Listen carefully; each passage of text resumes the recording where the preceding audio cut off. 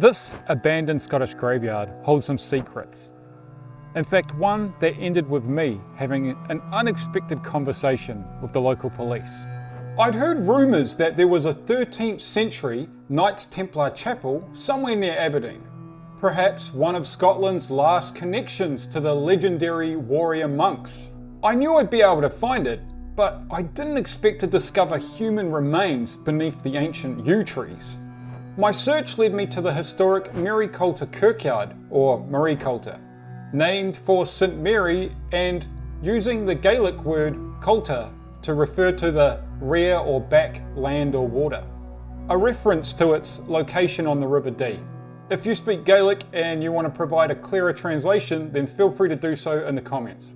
The lands that made up the parish of Maryculter were granted to the Knights Templar in 1187. The land was given to them by Scotland's longest reigning king prior to the union of the crowns in 1603, William I of Scotland, or William the Lion. The basement of the Maryculter House Hotel was once part of the preceptory, essentially a type of barracks. In the early 13th century, the Templar founded a chapel. The location lies just within the stone wall. At the time, the area on both sides of the River Dee was the undivided parish of Culta, and the area already had a parish church. It was located on the north of the River Dee, and it was under the authority of the monks of Kelso. They weren't overly happy about the adjacent Templar chapel. They wanted the Templars to demolish the chapel, and furthermore, they wanted them to pay for it. They pled their case to Pope Urban IV. He ruled in favour of the Templars and ordered them to pay a small compensation of 8 merks per year. Subsequently, the south bank of this part of the River Dee is called Maryculter, and the north is the suburb of Peterculter. While they left their mark, within the next couple decades, the Knights Templar all but disappeared. Despite the suppression, persecution, and the dissolving of the Knights Templar in the beginning of the 14th century, this land and its chapel remained in the broader ownership of the order right up until the 16th century, specifically under the ownership of the Knights Hospitallers or the Knights of St John. In 1535, the former Templar chapel became a parish, but it was abandoned in the 1780s. Stone remnants can be found, of course the most notable being monuments to the dead, some of which are centuries old. As with so many sites like this, yew trees and ivy, sacred to the memory of the dead, have all but engulfed the ruins. A tablet commemorates the 700-year anniversary of the building of the Templar chapel.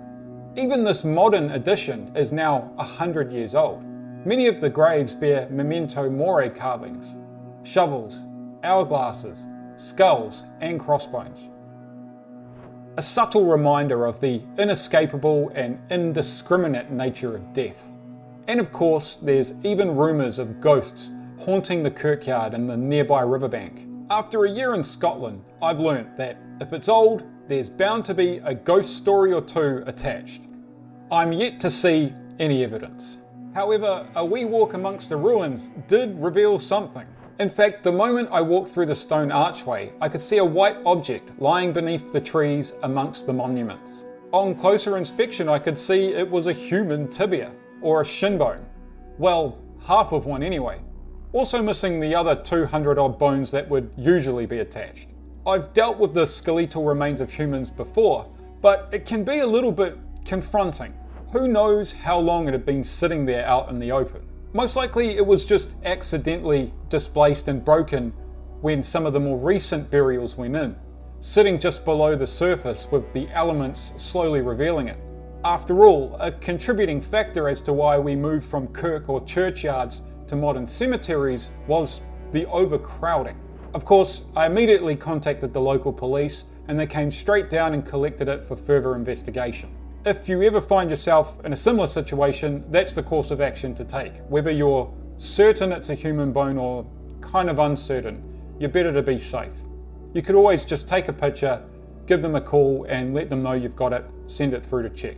Just don't touch it. Let it be handled appropriately and properly. It would be fascinating to learn who this bone belonged to. Who were they? Were they a Templar knight? A victim of the plague that claimed so many when this was an active place of burial?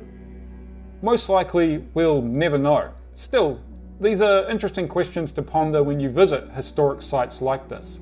They often sort of bridge the past with the present, and at times in ways we didn't expect. More of a memento mori than I think I was expecting. The frequency of which I visit cemeteries, it was most likely just a matter of time.